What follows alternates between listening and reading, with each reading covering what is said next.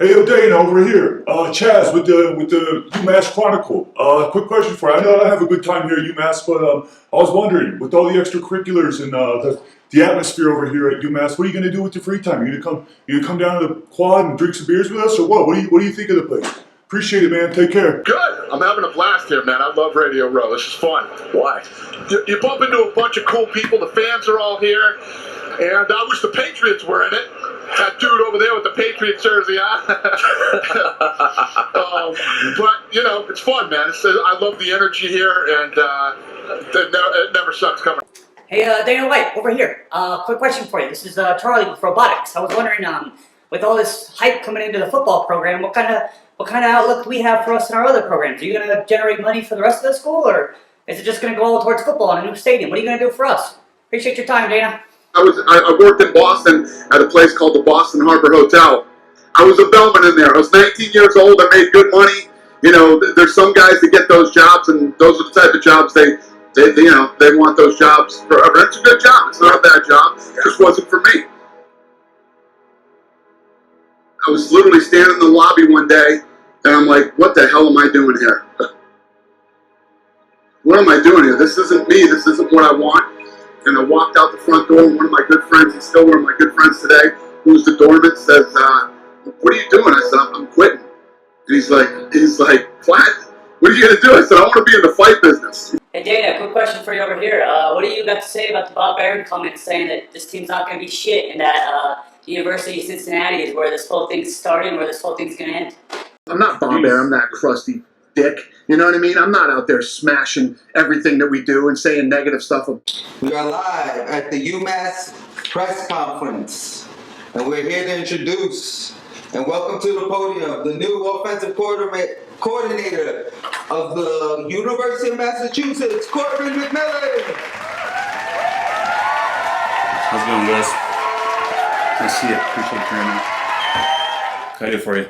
All right, so we got a question over here from Boston News. So what was your question? Hello. So you're inheriting a new team after UMass had a great season, but a lot of the players went to the NFL. So you're stuck inheriting a young offensive lineman. Like 4 freshmen. So what's your plan with that? Well, it's kind of one of those things. So I'm going to start with coaching. I know these guys are all fresh, but these guys are all highly recruited. Last year's coach, I've already spoke with him. The first thing he was going to do was he was going to set up an O-line. That's what he was building for, and that's what we're going to continue to build off of. We know we have a great pass-blocking left tackle. We know we have interior linemen who are going to be able to get the job done. Sure, they're not going to be as strong as these seniors and juniors in other schools, but I know we're going to be able to compete. We're going to work on footwork. We're going to work on just the simple things. We're going to get these guys ready to show up first game of the year, no matter what. We're going to be set. We'll be ready for them.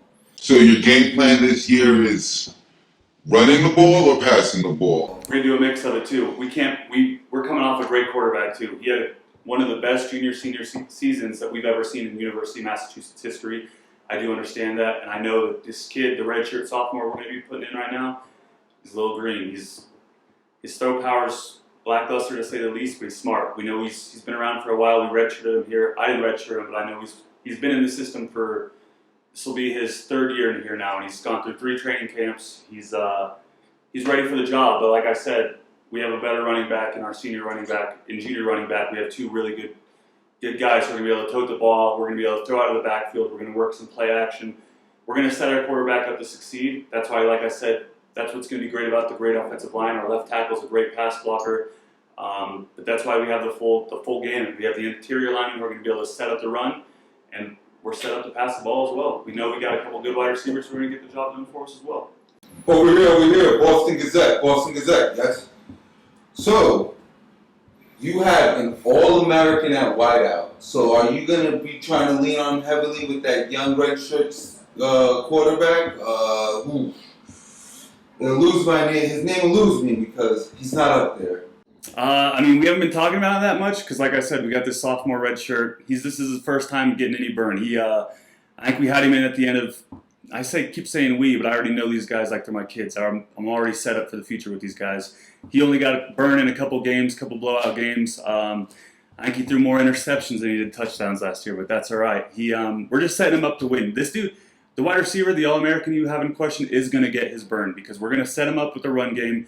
We're going to, it's all about if you have time in the pocket, we're going to find this guy open downfield. So there's no doubt in my mind that he's going to get his touches by the end of the year. All right. So overall, you have a very young offense. I mean, I think they average sophomore to freshman. And with that being said, are you going to try and get a lot of your seniors out there? It's all who's going to perform in training camp. That's what we're doing right now. As soon as I get out of here, I'm going to the field. We got players practicing. We got players showing me what they're worth right now.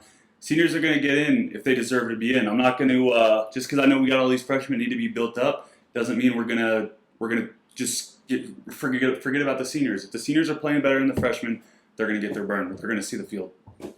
Over here. So, oh, sorry. I talk for the Massachusetts Daily News. So, everybody's been focusing on your pass game and your quarterback. You have two stud running backs. One being a junior, one being a senior. Are they going to share the carries, or are you going to feed one guy? We're going to have our number one. He's going to get the load. I mean, we do like to substitute. I don't want some dude running more than 3-4 plays in a row. But if we're going down the field and the run's just continuously working, yeah, they're going to get in and out. But we're going to start off the drive with the same guy. We might switch it up. You don't know what we're doing on third down. We're going to have different third down situations. I know we got the one guy who can catch the ball a little better out of the backfield. It's all going to be situational. We'll see. But they're going to get their touches without a doubt. But we're good. By the time training camp's over, we're going to have our number one. He's going to know what's expected of him day in and day out. All right. You want to answer any more questions? I don't believe so. I got to get out there get out there on the field. We got a lot of work to do before the season starts. All right. Well, thank you. We're going to continue on with the other coaches, and yeah, thank you. Good luck on the rest of your seasons. Appreciate it. Take care, guys. Minutemen.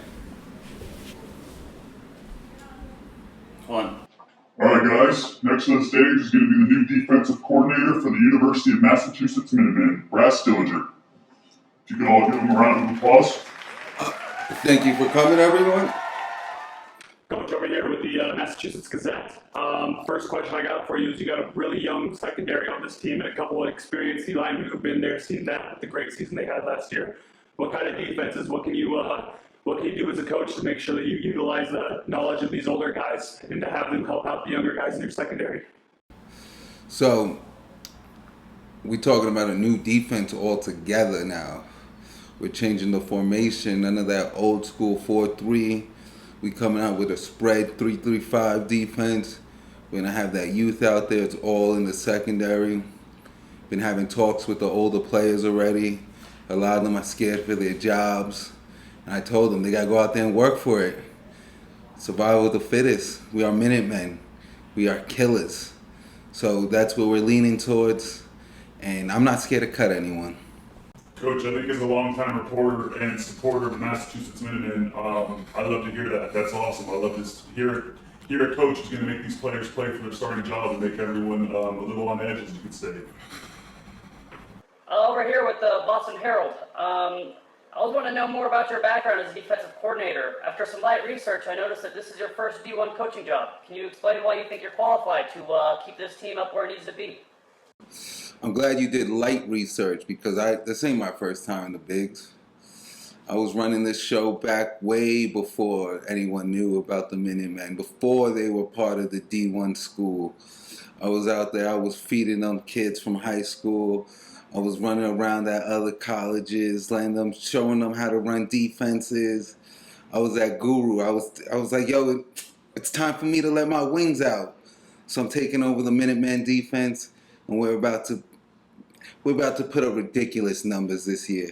Negative yards, 50 interceptions. Yo, I wish I had my crew up here. We'll just be running numbers out. Any more questions? Yeah, just one more over here with the Inquirer. I know you keep talking about these younger guys, and you just mentioned that 50 interceptions possibly, and that's a hell of a statement to make on this young secondary. To get these players to perform like that, what do you have to offer these younger guys as far as guidance, and what kind of knowledge can you provide to them? Guidance? I don't need to guide them anything. I just need them to guide them to victories. They decided to come here. They know what they signed up for. The motivations are within. They want to make it to the bigs, then they'll make it to the bigs. They want to get a degree and become a doctor somewhere, they'll be doctors. It's up to them. But what I'm going to bring are W's. That's all I got to offer. W's. Catch you on the field. All right, I guess that's it from Coach Brass. Take care, guys.